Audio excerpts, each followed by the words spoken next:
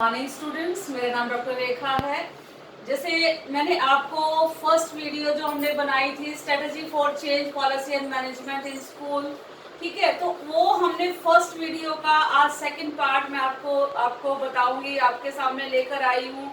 और जो second part है इसमें फर्स्ट पार्ट का ही एडिशन है, ठीक है। तो आपको बताया था मैंने पहले ही जेंडर स्कूल एंड सोसाइटी जो है आपका कोर्स 5 फर्स्ट ईयर में, तो उसका ये टॉपिक है। और मैंने आपको ये भी बताया था कि सब सारा जो कंटेंट है that all is based on gender equality, कि किस तरह से हम एफर्ट्स कर सकते हैं जेंडर इक्वालिटी के लिए और क्या हमें करना चाहिए फॉर द जेंडर इक्वालिटी। तो सबसे पहले जो मैंने आपको पहली वीडियो बताई थी, अगर आपको याद हो तो मैंने सबसे पहले आपको बताया था कि चेंज इन करिकुलम, ठीक है, कि हम करिकुलम में चेंज करके किस तरह से जेंडर इक्वालिटी को एस्टेब्लिश कर सकते हैं।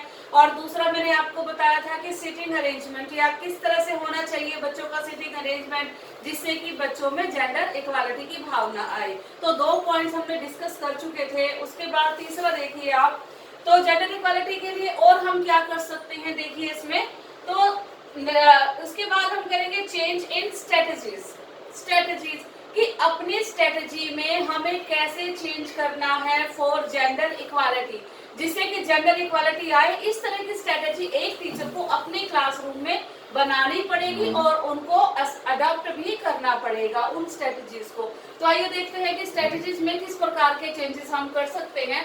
फर्स्टली की अगर हम बात करें डिस्कशन एंड लेक्चर, कि जब भी एक टीचर डिस्कशन के लिए स्टूडेंट्स को खड़ा करता है या फिर स्टूडेंट्स को बोलते हैं कि बच्चे दिस टॉपिक पर आपको क्या करना है, आपको आपस में डिबेट करनी है, डिस्कशन करनी है, या इस टॉपिक पर आपको लेक्चर देना है, बोलना है, तो उसके लिए ऐसा ना हो कि टीचर हमेशा बायस रहे या सिर्फ स्टूडेंट्स में क्या है, गर्ल्स को अपॉर्चुनिटी दे या फिर बॉयज को ही अपॉर्चुनिटी दे। तो टीचर के लिए सारे स्टूडेंट सेम है और इक्वली सभी बच्चों को अपॉर्चुनिटीज मिलनी चाहिए। Next is verbal and non verbal behaviour. What is verbal and non verbal behaviour?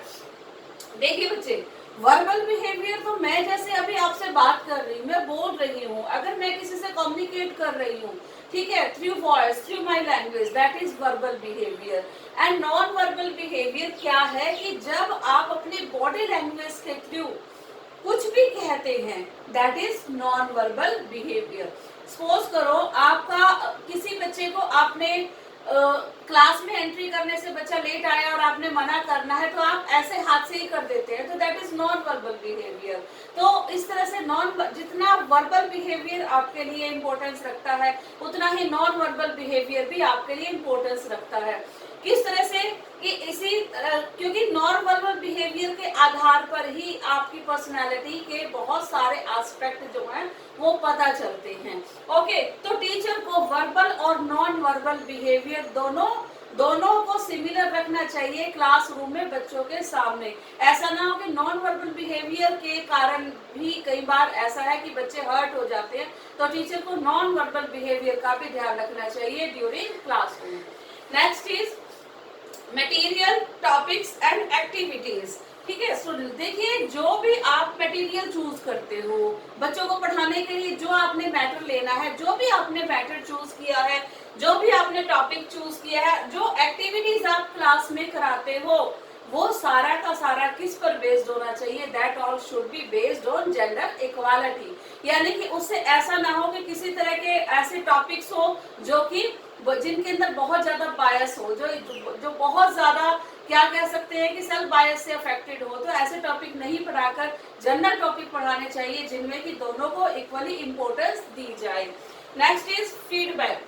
Feedback में क्या होगा कि जब भी आप एक टीचर जब भी क्लासरूम में कुछ भी कराता है, कोई भी एक्टिविटी है, लेक्चर है, कुछ भी है, तो उसके बाद टीचर क्या करते हैं, अपनी फीडबैक लेते हैं। तो फीडबैक ऐसी ना हो, या फिर कई बार ऐसा होता है कि हम बच्चों को फीडबैक देते हैं, ठीक है, तो आज जैसे बच्चों ने कोई एक्टिविटी की, कोई भी एक्टिविटी थी, चाहे वो कल्चरल हो चाहे वो सोशल हो, जैसे कई बार टीचर अपॉर्चुनिटीज देते हैं कि हाँ आप ये काम कीजिए, आप एनजीओ में जाइए या फिर आप ओल्ड एज होम में जाइए, तो ऐसी कोई अपॉर्चुनिटी बच्चों को देते हैं और उसके बाद बच्चों को फीडबैक दी जाती है कि गुड वेल डन, कि गर्ल्स ने बहुत अच्छा किया या फिर बॉयज ने बहुत अच्छा किया। तो इस तरह की फीडबैक जो है वो टीचर को नहीं देनी चाहिए।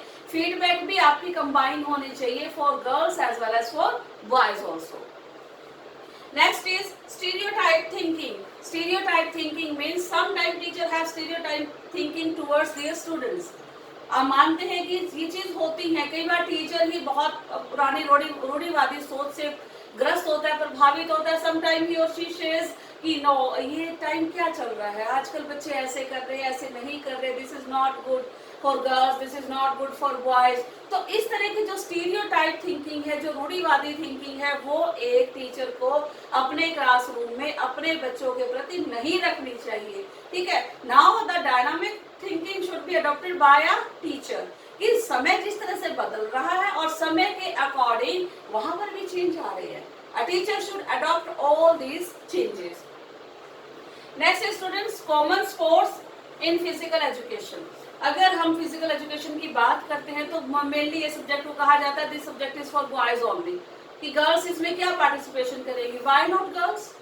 तो हम इस तरह के गेम वहां पर क्यों नहीं रख सकते, फिजिकल एजुकेशन में ऐसी एक्टिविटीज क्यों नहीं कर सकते कि जिसके अंदर बॉयज और गर्ल्स दोनों ही बराबर में या समान तौर पे या इक्वली पार्टिसिपेशन करें। तो that is must for a teacher. Next is training of self defence for girls. Yes, girls को एक सेल्फ डिफेंस की ट्रेनिंग जरूर मिलनी चाहिए और उस ट्रेनिंग के लिए उसके टीचर को उसको क्या करना चाहिए, एनकरेज करना चाहिए, क्योंकि गर्ल्स के लिए सेल्फ डिफेंस बहुत ही जरूरी है, क्योंकि शुरू से आपको पता है कि एक वीकर सेक्शन मानी जाती है। ठीक है, और उसमें क्या है, उसको ये माना जाता है कि फिजिकली भी वो क्या है, उतनी सशक्त नहीं है जितने की मेल्स होते हैं। ये एक स्टीरियोटाइप थिंकिंग है। तो इस स्टीरियोटाइप थिंकिंग को बदलने के लिए उसको सेल्फ डिफेंस की ट्रेनिंग देनी चाहिए। Next is use of ICT. ICT means information communication technology. तो जब भी एक टीचर बात करता है, कोई भी आप जब तक आईसीटी में आपकी परफेक्शन नहीं है, जब तक आपको इंफॉर्मेशन कम्युनिकेशन टेक्नोलॉजी यूज नहीं कर रहे हैं एक टीचर, तब तक वो आप अपने आप को अपडेट नहीं कर सकते।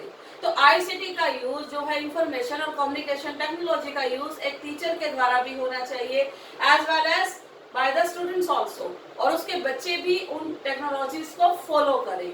Next is awareness programmes.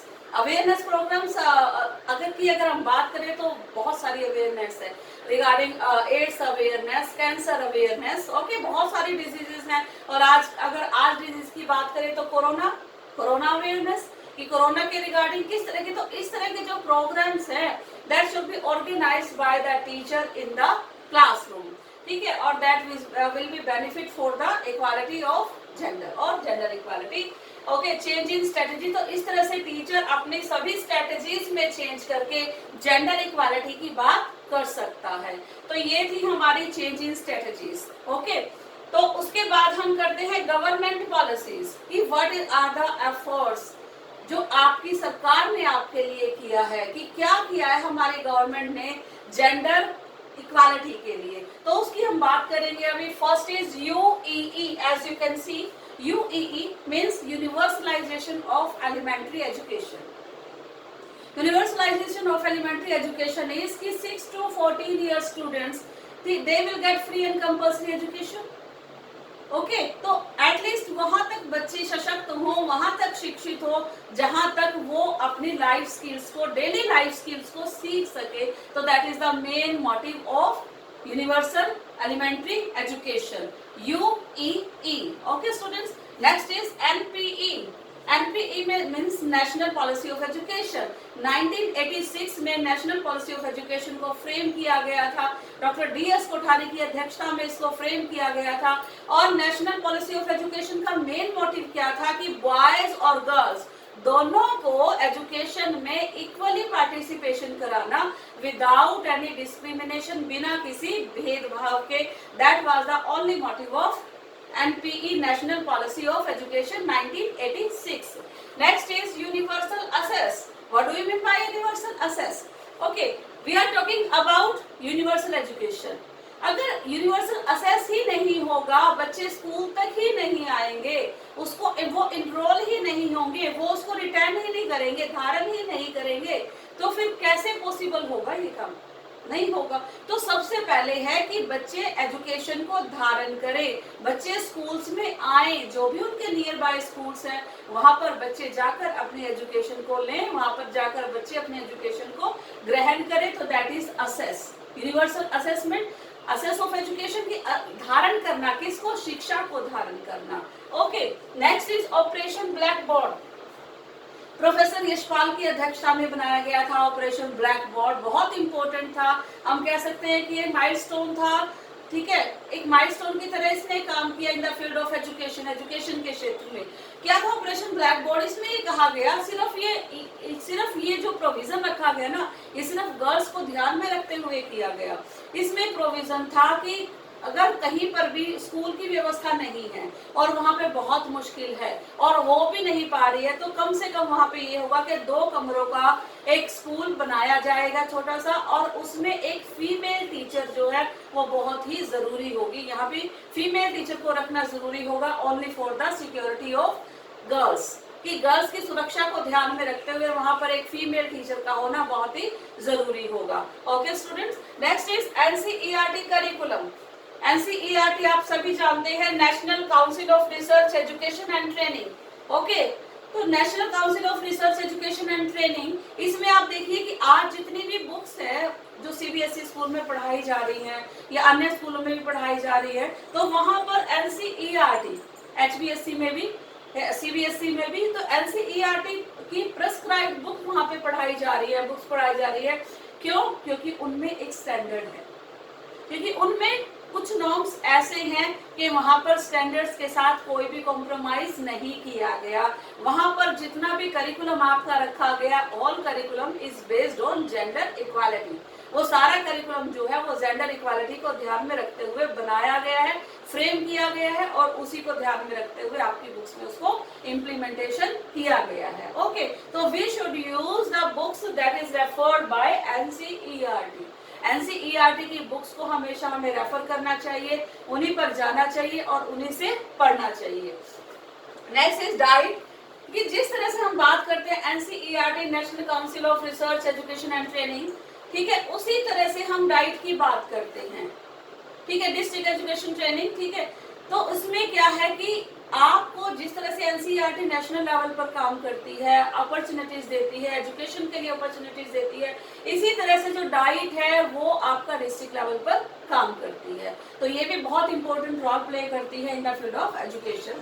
Next है basic education. Basic education means, जैसे हमने आपको स्टार्टिंग में बताया यूईई, ठीक है, और इसको बेसिक एजुकेशन को हम वर्धा स्कीम भी बोलते हैं, दैट वाज गिवन बाय राष्ट्रपिता महात्मा गांधी। महात्मा गांधी जी ने इसको अडॉप्ट किया था। महात्मा गांधी जी ये कंसेप्ट लेकर आए थे बेसिक एजुकेशन का, और महात्मा गांधी ने ये कहा था कि हमारी जो एजुकेशन है वो हमारी बेरोजगारी के प्रति एक गारंटी होनी चाहिए, यानी कि अगर हम एजुकेशन लेते हैं तो उसके बाद ऐसा हो कि हमें एम्प्लॉयमेंट मिलेगा ही मिलेगा, हमें रोजगार मिलेगा ही मिलेगा। यानी कि ये एक बेरोजगारी के प्रति एक क्या होना चाहिए, भत्ता होना चाहिए। और इसके बाद बेसिक एजुकेशन लेने के बाद हमें क्राफ्ट एजुकेशन, जैसे उन्होंने बात की थी क्राफ्ट एजुकेशन पे, उन्होंने बहुत ज्यादा स्ट्रेस किया था कि हमें क्राफ्ट एजुकेशन और बेसिक एजुकेशन के तहत ही ये क्राफ्ट एजुकेशन, उसमें बच्चों को ज्यादा से ज्यादा मोटिवेट करना चाहिए ताकि वो कल अर्निंग हैंड बने, ताकि वो कल अपने पैरों पर खड़े हों। तो ये सभी चेंजेस हमने करने होंगे स्कूल करिकुलम में। ये सारी स्ट्रेटेजीज और सारी पॉलिसी हमें बनानी होगी करिकुलम में, अगर हम चाहते हैं कि हमारे देश में जेंडर इक्वालिटी पर बेस शिक्षा दी जाए और जेंडर इक्वालिटी को ध्यान में रखकर शिक्षा दी जाए। I hope everything is clear to you. Okay, thank you.